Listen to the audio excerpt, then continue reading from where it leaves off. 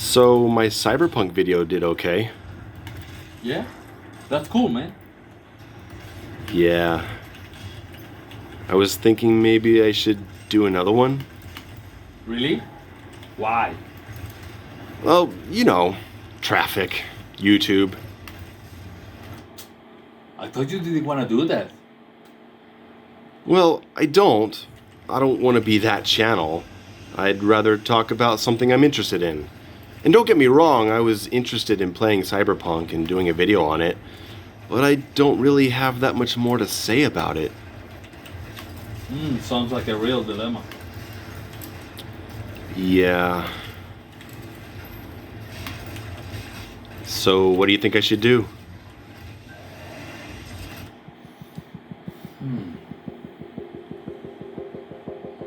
Why don't you just talk about Prey again? Yeah. Yeah. Yeah.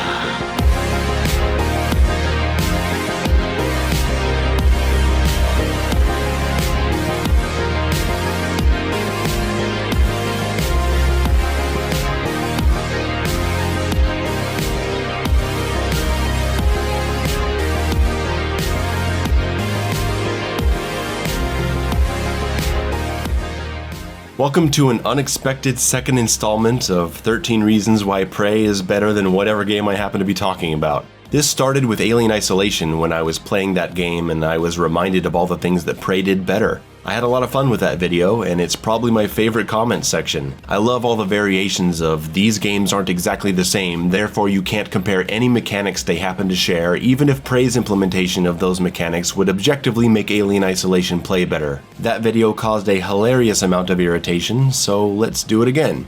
13 reasons why Prey is better than Cyberpunk 2007. Number 1. World variation. Cyberpunk truly has a beautiful art style, that can't be denied. Where it falls flat for me is in its lack of variety. So many places share the same general look, leading to too much uniformity of appearance and a general sense of boredom. Prey's world is separated into different floors that all have a different theme. Psychotronics is incredibly technical, the front lobby is inviting and warm, the Arboretum is filled with lush plant life and interesting vertical exploration, and the zero-gravity Guts Tunnel is filled with this beautiful glowing orange algae. You always know where you are within seconds of looking around, and it keeps the exploration feeling fresh.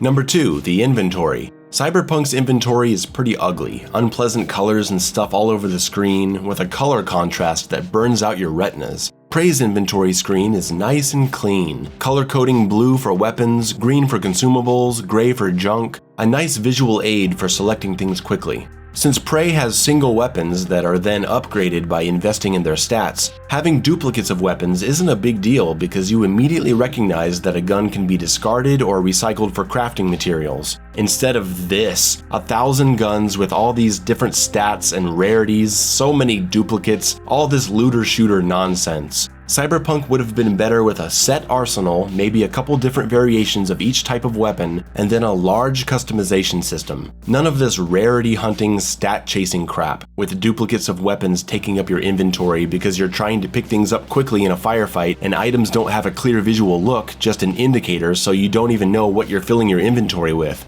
Why isn't there a system like Prey, where if you approach a duplicate weapon, you're given the choice to take only the ammo or take the gun too? Number 3. The characters. Prey's characters all have unique personalities, and their dialogue is delivered by actors that actually sound like they care and can display a range of emotion, compared to Cyberpunk's dull and depressed, super serious characters that commonly feel like parodies. Prey also has a cute robot friend that interacts with you and acts as your guide. How does Cyberpunk's massive city not have androids walking the streets, or drones flying around marketing products, or robot animals as pets? I know there are some characters and missions that are android-like, but how is there not a junk food or hot dog franchise around town run by robot cashiers? Some futuristic society. Number 4. The shooting. Good gun combat isn't just about guns being cool. They need to feel like they have an impact. Part of that is the physical response to firing a round, part of it's the sound design, and a big part is the reaction of the enemy. Cyberpunk does the bare minimum in all these areas. It doesn't feel that great to shoot enemies, just kinda normal, and most of the weapons are standard guns and grenades that you've seen in other games. There's a late game laser grenade with an underwhelming animation, and smart guns that track targets, but meh.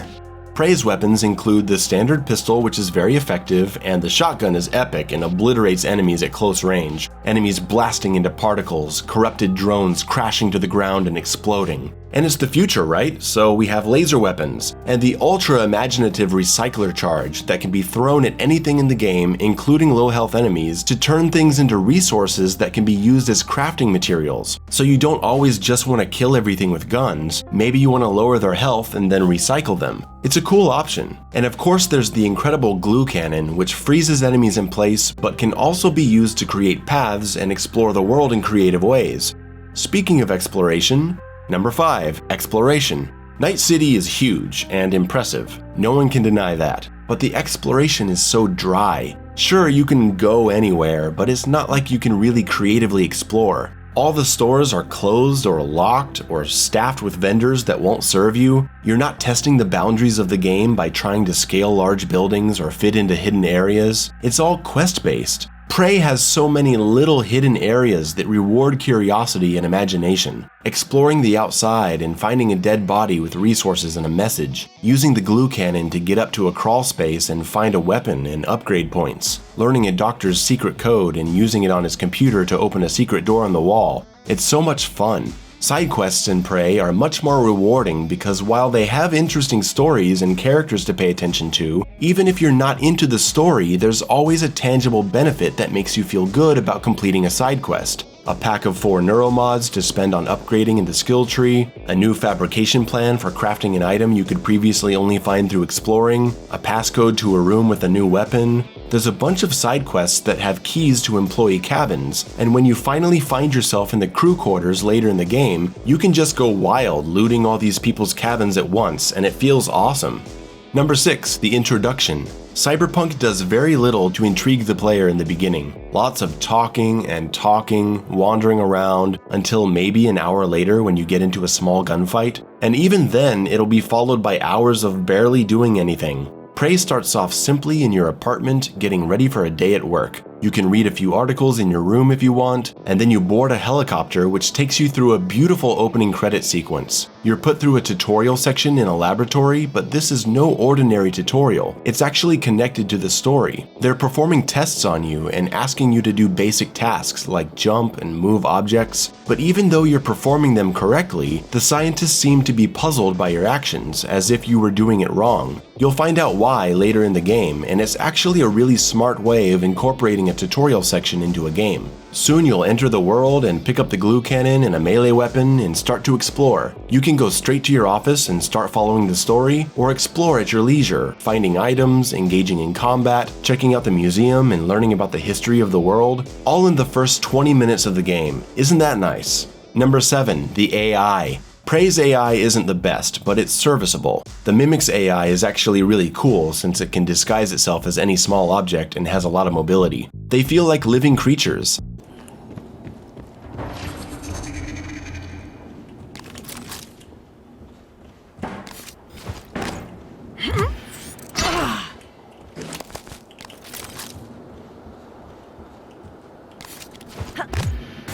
I knew it! I knew it!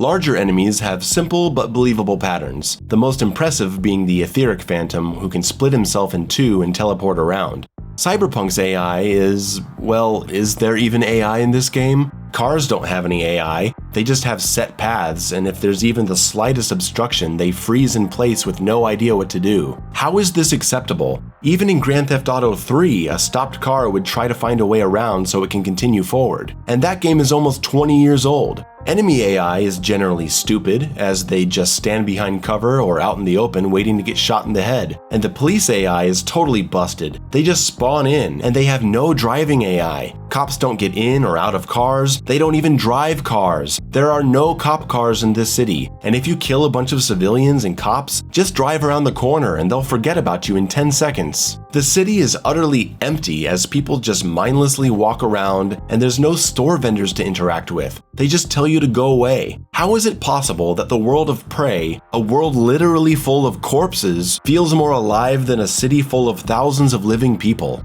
You'll never have a character randomly do a T-pose on you in Prey either. Number 8. Skill trees. Cyberpunk and Prey share similar RPG leveling systems through skill trees, spending your upgrade points to improve your character. Both games have ways to upgrade weapon damage, mobility, stealth options, hacking, health regeneration, crafting. They're quite similar in that way, but they're presented a bit differently. Prey has everything laid out in a simple vertical menu with your base upgrades listed down the left side, showing how each upgrade leads to more unlockable and branching upgrade options down the line. You start with 3 categories that neatly separate things into playstyles and priorities, and once you discover alien powers, you get another 3 skill trees to play with, offering abilities that can further complement your build or your sense of experimentation. Prey communicates information clearly and in a pleasant visual fashion. Cyberpunk just vomits everything at you in the beginning in this ugly clusterfuck of upgrades, like 20 skills per subcategory with 2 to 3 subcategories to each main category, skills that are complementary to one playstyle but separated into multiple locked away categories requiring dozens of hours of grinding to even unlock the ability to spend your perk points on them. Some of the upgrades feel very incremental and leave you feeling underwhelmed by their effects and wishing you'd gotten something else instead. It's unpleasant to look at, tedious to unlock, and unsatisfying to interact with. And guess what? Prey, despite having a similar design to the skill tree system of Cyberpunk, doesn't lock away the ability to sprint and reload at the same time. You have it from the beginning. You don't have to play the game for 10 hours to be able to unlock basic mobility functions in combat. So let's stop defending the design to lock away reloading while sprinting by saying, it's an RPG, you're supposed to unlock stuff. Basic functionality in combat isn't something you lock away from your player, especially when things can kill you so easily, or if cops can just spawn in behind you. Number 9. Narrative Interactableness. Your ability to affect the world of Cyberpunk feels very limited. You can do things to affect relationships and the ending through doing side quests, and it's not that it's more limited than most games, but it's certainly not as interesting as Prey. In Prey, you can kill any character, even main characters. Your behavior affects the ending, but that's not really the point. It's how it affects the experience of the game. You spend most of the game in a back and forth with your brother, and when you finally meet him again, you can just shoot him if you want. The game will continue. The best example of this interactivity is January, the drone that has your voice and guides you along your missions. You meet January near the beginning of the game, and he or she, depending on your character choice, tells you about locations you're in, talks about missions and story points through pretty much the whole game. But when you meet this thing, you can kill it immediately and play the entire game in silence. That's some great player choice right there. Number 10. Special attacks.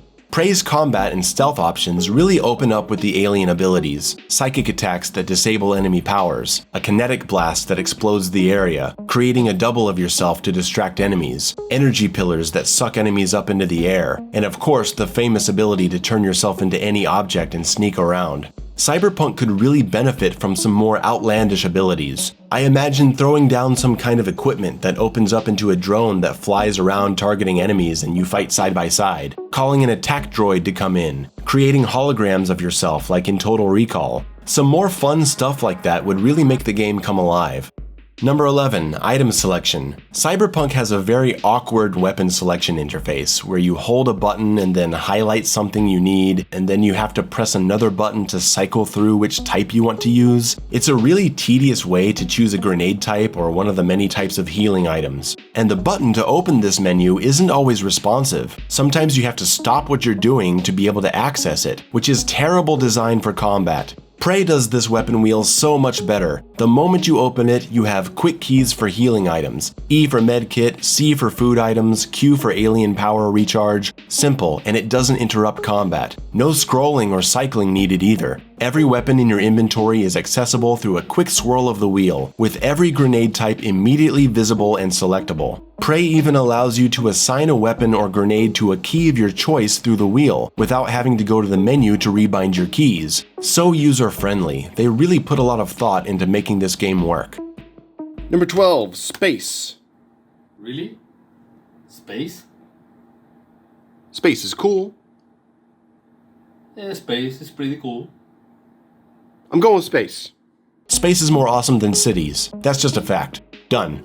And number 13, Prey is cheaper. Cyberpunk is a lifeless, unfinished game riddled with bugs and performance problems, with terrible AI, substandard combat, ugly inventories and skill tree presentation, sloppy driving, boring characters, and arbitrary dialogue choices. Don't pay full price for this game when you can get Prey for like half the price. It's a much more rewarding experience and a better value. And that's it. 13 reasons why Prey is better than Cyberpunk 27. Thanks for watching, and I'll see you in the next video. By the way, Doom Eternal is much better than Cyberpunk.